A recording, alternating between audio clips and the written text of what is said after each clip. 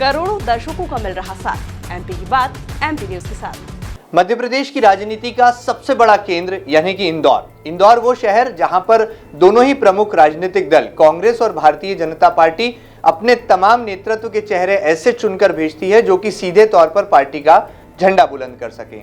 और बात करें यदि विपक्षी दल कांग्रेस की, तो यहां पर कांग्रेस ने एक बार फिर शहर कांग्रेस अध्यक्ष के तौर पर अपने लंबे अरसे से हो रहे इंतजार को खत्म किया है और वनवास एक तरह से कहा जा सकता है खत्म हुआ है और लगातार जो चर्चाएं थी उस पर भी विराम लगा दिया है। और कांग्रेस के नए सरदार बने हैं यानी कि इंदौर शहर कांग्रेस के अध्यक्ष बने हैं सुरजीत सिंह चड्ढा।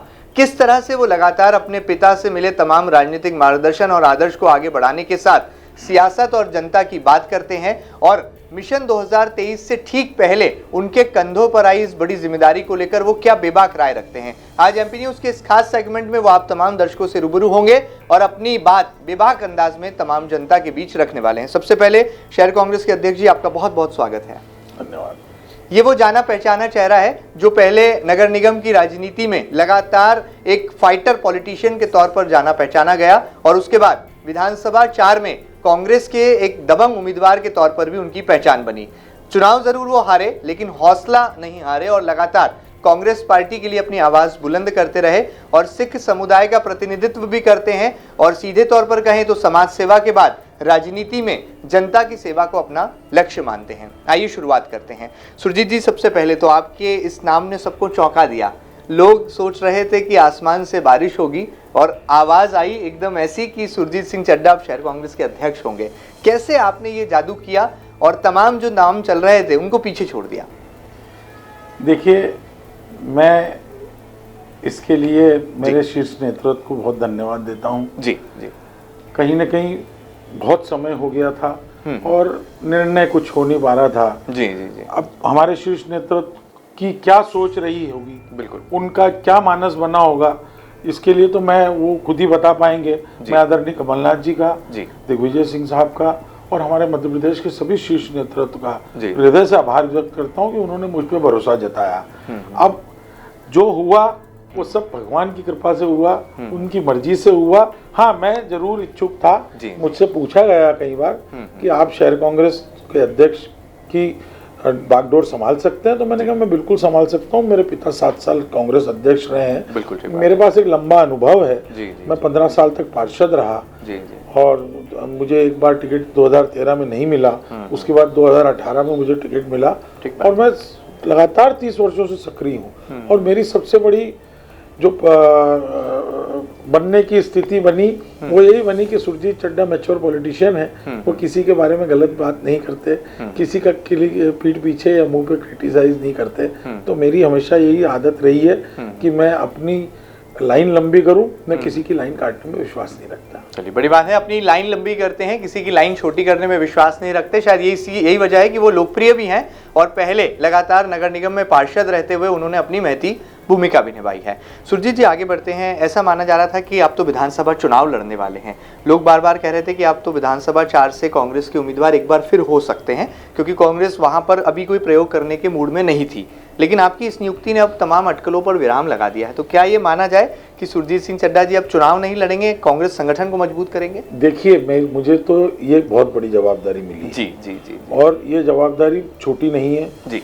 चुनाव का समय है जी, 100 दिन का समय हमारे पास बचा है। 100 दिन बाद हमको चुनाव फेस करना है। ठीक बात है। उन 100 दिनों में हम कैसे हमारे संगठन को मजबूत करें, हम लोग कैसे 5 विधानसभा में जाएं, शहर की, बाकी हमारी ग्रामीण की हैं 4 विधानसभाएं। तो हमको पहले तो शहर की 5 विधानसभाओं में, हमारी राऊ विधानसभा में शहर का क्षेत्र है, बिल्कुल हाँ। हमारे पास जयपालपुर विधानसभा में शहरी क्षेत्र आ गए हैं और सावेर विधानसभा में भी शहरी क्षेत्र आ गए। सब मिला के ग्रामीण और शहर एक हो चुका है। तो कहीं ना कहीं हमारी प्राथमिकता ये रहेगी कि हम अंतिम पंक्ति के व्यक्ति तक ये बात पहुंचाए, कमलनाथ जी की योजनाओं को पहुंचाए। कमलनाथ जी का जो 15 माह का पुराना कार्यकाल था वो इतना स्वर्णिम था कि उसमें उन्होंने कर्ज माफी से लेके किसान कर्ज माफी से लेके बिजली के बिल माफ कर 100 यूनिट के बिल माफ करने से लेके पेंशन योजना, उन्होंने कन्या विवाह योजना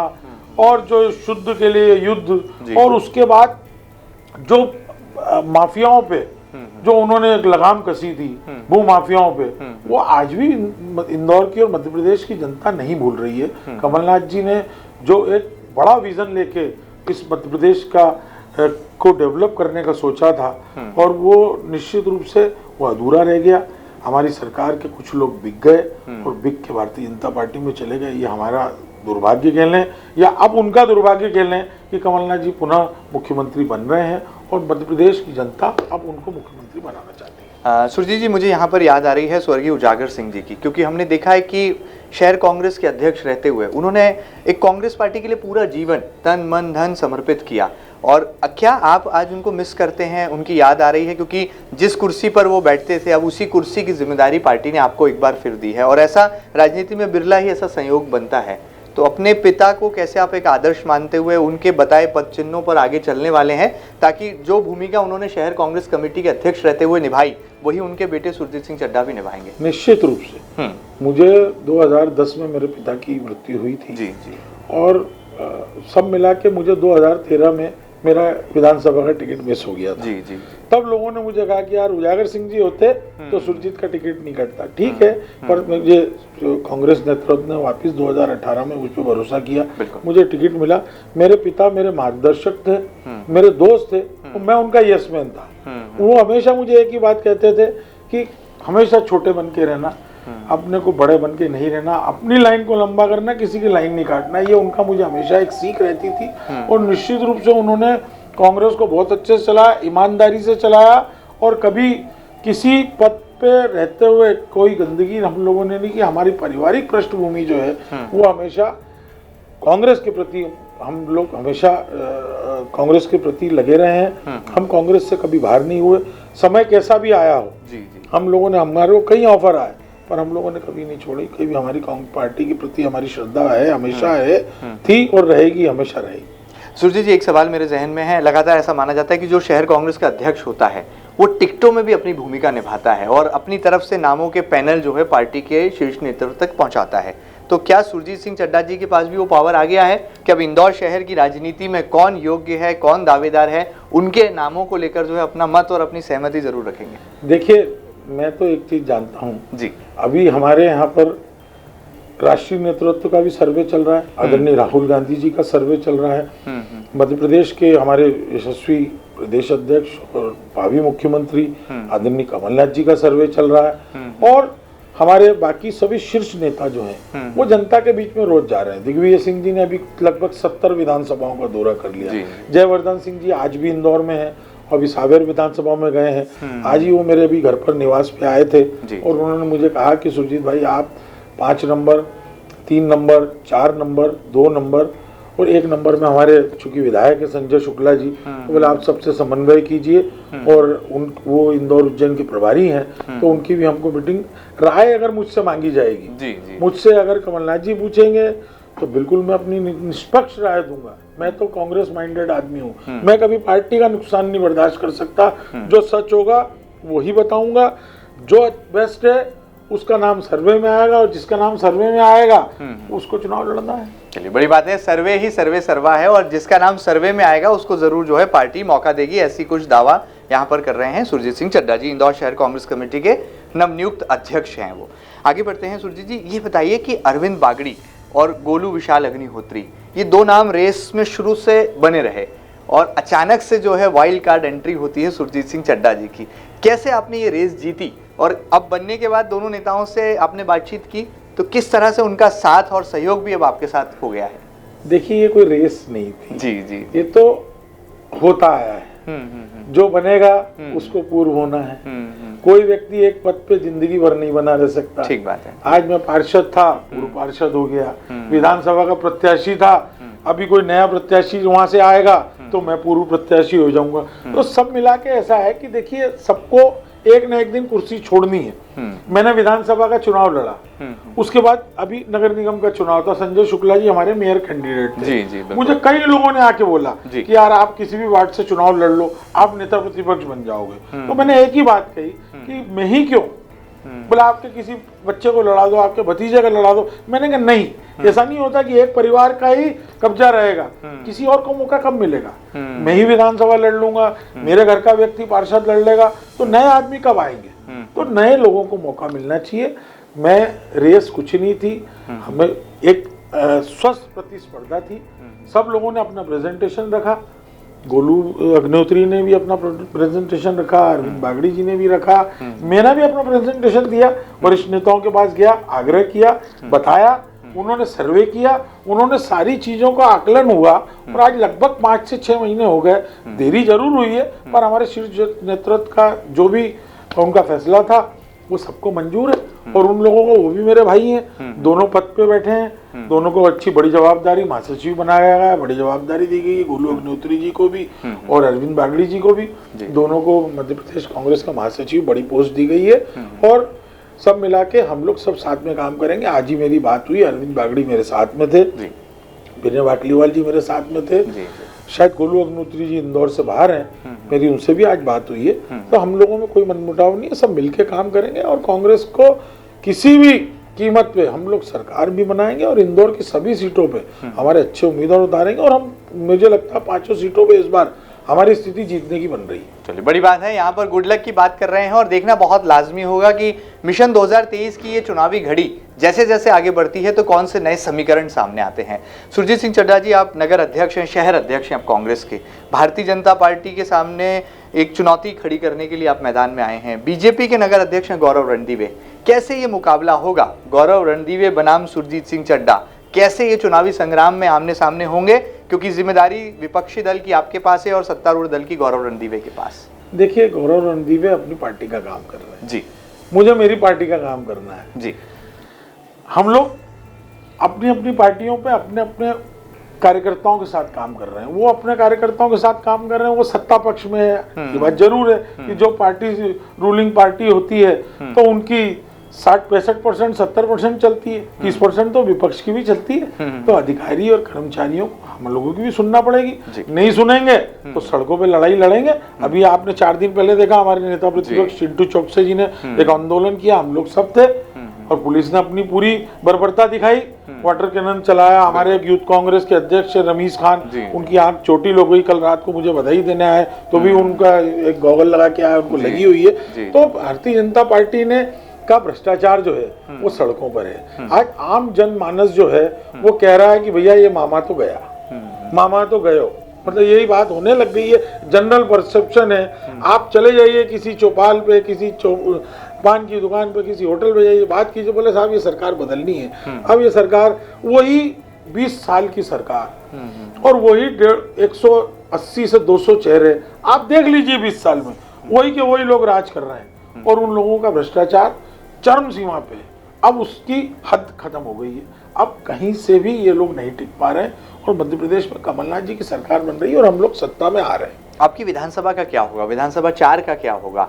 क्या विधानसभा 4 को और पावर और मजबूती मिलेगी या आप एक ऐसा नाम आगे बढ़ाएंगे जो कि आने वाले दिनों में आपकी पार्टी को और मजबूत कर सके? देखिए, मेरी तो राय हमेशा पार्टी के साथ सकारात्मक रहती है जी। मैं पार्टी लाइन से कभी आउट नहीं होता। मैं पार्टी लाइन से कभी किसी कोई आउट होने वाले व्यक्ति के साथ नहीं खड़ा होता।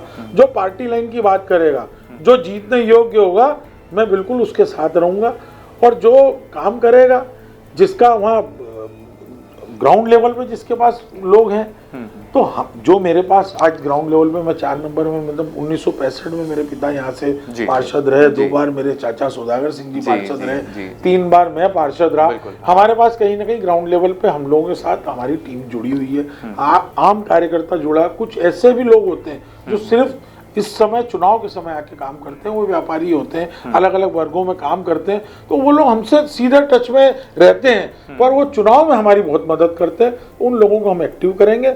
जिसको पार्टी टिकट देगी उसके लिए पूरी ताकत से हम काम करेंगे और निश्चित रूप से इस बार विधानसभा 4 में मुझे बदलाव दिख रहा है, क्योंकि जिस परिवार का इस सीट पे कई वर्षों से कब्जा है, उस परिवार के अंदर बहुत कला है, बहुत कला है। उनके परिवार के लोग आजकल कांग्रेसियों से बहुत ज़्यादा बात करते हैं, वो बताते हैं कि आप ऐसा कीजिए वैसा कीजिए, तो उस परिवार में भी बड़ी कला चल रही है और कहीं ना कहीं वो कला सड़कों पे आ चुकी है। तो मुझे लगता है कि इस बार बीजेपी को इस सीट को गंवाना पड़ेगा। चलिए, शहर की 5 सीटों की जिम्मेदारी आपने कहा कि शहर कांग्रेस के पास रहती है। 1 नंबर से तो आपके सिटिंग एमएलए संजय शुक्ला हैं, 2 नंबर से चिंटू चौकसे के अलावा कोई चेहरा दिखाई नहीं देता, लेकिन 3 नंबर में घमासान है, पिंटू जोशी बनाम अश्विन जोशी। पलड़ा किस तरफ झुकेगा, आपका क्या आंकलन है?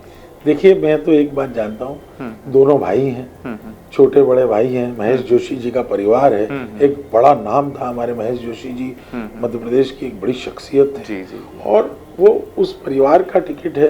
उस परिवार ने उस विधानसभा में बरसों से, आज 40 साल से उनकी सेवा है, उनका त्याग है और शीर्ष नेतृत्व जो चाहेगा उसको टिकट मिलेगा। मुझे ऐसा लगता है कि उस वहाँ पर सर्वे बहुत बारीकी से होगा, क्योंकि अगर परिवार में अगर कहीं कंपटीशन छोटी मोटी होती है, प्रतिस्पर्धा होती है, पर स्वस्थ है, उन भाइयों में कोई मनमुटाव नहीं है, दोनों छोटे बड़े भाई हैं और वो तय हो जाएगा। पार्टी नेतृत्व जिसको सर्वे में बेस्ट बताएगी उनको टिकट मिलेगा और जिसको टिकट मिलेगा उसके साथ सब खड़े हो जाएंगे। क्या बात है। 4 का चौका कौन लगाएगा, अक्षय बम या राजा मनवानी? देखिए, ये तो सब तय आदरणीय कमलनाथ जी को करना है। जी जी, पर आपकी राय तो पूछी जाएगी, क्योंकि इतना बड़ा आपका राजनीतिक पृष्ठभूमि रही है, पारिवारिक विरासत रही है उस विधानसभा से जुड़ी। देखिए, मैं बिल्कुल नहीं बता सकता, मेरे हाथ में कुछ नहीं है। मैं तो कल अध्यक्ष बना हूँ शाम को। जी जी। अभी 24 घंटे हुए हैं, बहुत मुश्किल से 24 घंटे में मैं निर्णय नहीं ले सकता, पर मैं ये बात जरूर जानता हूँ कि कमलनाथ जी बहुत अच्छे एडमिनिस्ट्रेटर हैं, उनका जो नेटवर्क है वो बहुत प्रॉपर है, बहुत बड़ा है और वो उनका विजन बहुत बड़ा है। कमलनाथ जी जो भी निर्णय लेंगे 100% उसका फायदा सबसे ज्यादा उन्हीं को मिलेगा कि मुख्यमंत्री उनको बनना है। 5 नंबर भी बता ही दीजिए, जब 4 तक आ गए हैं तो 5 भी बहुत आपका करीब है और आपका निवास भी अब तो जो है 5 नंबर विधानसभा क्षेत्र में आ गया है। निवास तो है जरूर जी, पर मेरा पूरा व्यापार, मेरा कार्य क्षेत्र, मेरा वो सब 4 नंबर में है। मुझे आज ही किसी ने पूछा कि भैया एक व्यक्ति आपके घर के पास रहते हैं, मैंने कहा मैं तो यहाँ सिर्फ सोने आता हूँ, मैं तो सुबह उठ के सीधे 4 नंबर विधानसभा में चले जाता हूँ, मेरी कार्य क्षेत्र, मेरा सब कुछ है। 5 नंबर में भी मुझे लग रहा है कि अच्छा प्रत्याशी आएंगे और कमलनाथ जी के सर्वे से होगा। मैं तो दिग्विजय सिंह जी को धन्यवाद देना चाहता हूँ कि उन्होंने सबके लिए दिक्कतें खत्म कर दी। उन्होंने कहा ना भाई तेरा ना मेरा, जो होगा कमलनाथ जी के सर्वे पे होगा। तो ये तय है कि कमलनाथ जी मध्य प्रदेश के लिए और कांग्रेस के लिए तो हमेशा बहुत अच्छा सोचते हैं और उनका वाकई नेटवर्क और उनका एडमिनिस्ट्रेशन बहुत अच्छा है और निश्चित रूप से एक अच्छा प्रत्याशी मिलेगा और जो प्रत्याशी होगा उसके पीछे हम सब लोग खड़े होंगे। चलिए, बड़ी बात है। कांग्रेस की गुटबाजी भी दूर करने की कोशिशें हैं और सर्वे को सर्वे सर्वा इसलिए बताया जा रहा है ताकि टिकट के चयन में जो है सही पैमाने के आधार पर सही चेहरे का चयन किया जा सके। और लाजमी भी है, चुनावी साल है, एक छोटी सी गलती बड़े से बड़े परिणाम को बदल सकती है, लिहाजा कांग्रेस पार्टी हर कदम फूंक फूंक कर आगे बढ़ा रही है। सुरजीत सिंह चड्ढा हमारे साथ रूबरू हो रहे हैं। जाते जाते सुरजीत जी क्या कहना चाहेंगे इंदौर शहर की जनता से, क्योंकि ये वो जनता है जो कि पूरा फैसला सुनाती है, जनता का हर फैसला शिरोधार्य होता है और एक बार फिर इम्तिहान की घड़ी आ गई है, आपकी पार्टी फिर जनता के बीच जाने वाली है। क्या वादे, क्या इरादे और जनता से क्या अपील आप करेंगे शहर कांग्रेस अध्यक्ष बनने के बाद? देखिए, मैं इंदौर की जनता से निवेदन करना चाहता हूं जी। आप 20 साल का इनका कार्यकाल देखिए, आज शहर खुदा पड़ा है। शहर में पानी आता है तो 1 इंच में शहर डूबने लग जाता है, 2 इंच में। गर्मी होती है, पानी नहीं मिलता, पानी बिकने लग जाता है। बारिश बहुत आती है, पिछली बार आपने देखा होगा द्वारकापुरी क्षेत्र में कार बह गई। अरे आप देश का नंबर 1 शहर जिसको बोलते हैं, उसमें ये स्थिति है। ड्रेनेज है नहीं, स्टॉर्म वाटर लाइन है नहीं, लाइटें जलती नहीं है, दिन में चालू हो जाती है, रात को बंद हो जाती है। भ्रष्टाचार बड़े पैमाने पे, नगर निगम की पीली गाड़ी का जितना आतंक है आज, मैं नहीं समझता हूं कि इतना बड़ा आतंक मेट्रो सिटीज में भी होगा। चूंकि हम मेट्रो में नहीं है, अभी आए हैं, फिर भी नगर निगम का बड़ा भारी जबरदस्त आतंक है। आप देखिए, रोज व्यापारी परेशान है, पर 5,000, 2,000, 10,000, 20,000 का चालान बना देते हैं और जरा सी अगर व्यापारी बहस करता है तो 5 गाड़ी बुला लेते हैं, पुलिस की धमकी देते हैं।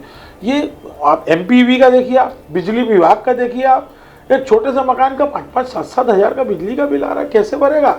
आज आप देखिए बेरोजगारी कितनी चरम सीमा पे है, आज महंगाई कहाँ पहुँच रही है। एक लोअर मिडिल क्लास वर्ग जो है, जिसकी आय 15 से 20 हज़ार रुपये, वो कैसे घर चला रहा है? आप देखिए ना, 1200 रुपए का गैस सिलेंडर हो गया, 100 रुपए से ऊपर का पेट्रोल हो गया, 150 रुपए का टमाटर हो गया। मुझे बड़ी हंसी आती है कि बोले टमाटर इसलिए महंगा कर दिया कि लोग पेट्रोल के भाव भूल गए। तो आज 150 रुपए किलो का टमाटर जनता खा रही है मध्य प्रदेश और इंदौर की। आप सोचिए कि कैसे घर चलाएगा मध्यम वर्गीय परिवार। बहुत बुरी स्थिति है, भ्रष्टाचार चरम सीमा पे है भारतीय जनता पार्टी के। अब आप देखिए, एक सतपुड़ा भवन में आग लग गई। क्यों लग गई? कि उसमें रिकॉर्ड जलाना था, जला दिया। आप कल देखिए मुख्यमंत्री जी ने कितनी बड़ी नौटंकी करी। उनके एक बीजेपी के नेता ने एक हमारे आदिवासी समाज के व्यक्ति के साथ कितनी गंदी हरकत करी। उसके बाद उसको बुला के और उसको वो हाईलाइट कर रहे हैं, उसका मीडिया में पूरा प्रोपेगेंडा हुआ, उनके पैर पूजे गए। तो ये बताइए आप कि आप क्या मैसेज देना चाह रहे हैं। आदिवासी समाज कभी भारतीय जनता पार्टी को माफ नहीं करेगा, और भारतीय जनता पार्टी का जो भ्रष्टाचार है वो अब सड़कों पर आ गया है, लोगों के मन में और मुंह पे आ गया है। अब भारतीय जनता पार्टी की सरकार इस प्रदेश से निश्चित ही जाने वाली है। चलिए, बड़ी बात है, अपनी बात रख रहे हैं, बेबाकी से रखते हैं, निडर है, दबंग है और सिंघम अंदाज के साथ सुरजीत सिंह चड्डा अब इंदौर शहर कांग्रेस पार्टी के अध्यक्ष के तौर पर विराजमान है। देखना बहुत लाजमी होगा कि चुनावी साल में मिली इस बड़ी जिम्मेदारी को किस ढंग से वो निभाते हैं। कहा ही जा रहा है कि दिग्विजय सिंह जी की बहुत गहरी पसंद है, उनके बहुत दिल के करीब है और उनके बताए डायरेक्शन पर जो है आने वाले दिनों में अपनी रणनीति भी आगे और पुख्ता करेंगे। कमलनाथ जी को मुख्यमंत्री की कुर्सी पर देखने का उनका सपना है और देखना होगी जनता जनार्दन क्या फैसला जो है आने वाले दिनों में चुनाव की इम्तिहान के बाद सुनाती है। एमपी न्यूज के इस खास सेगमेंट में इतना ही। ये खास बातचीत आपको कैसी लगी हमें जरूर बताइएगा और ताजा तरीन खबरों के लिए लगातार बने रहिएगा आपके अपने न्यूज चैनल एमपी न्यूज के साथ। फिलहाल दीजिए इजाजत, नमस्कार।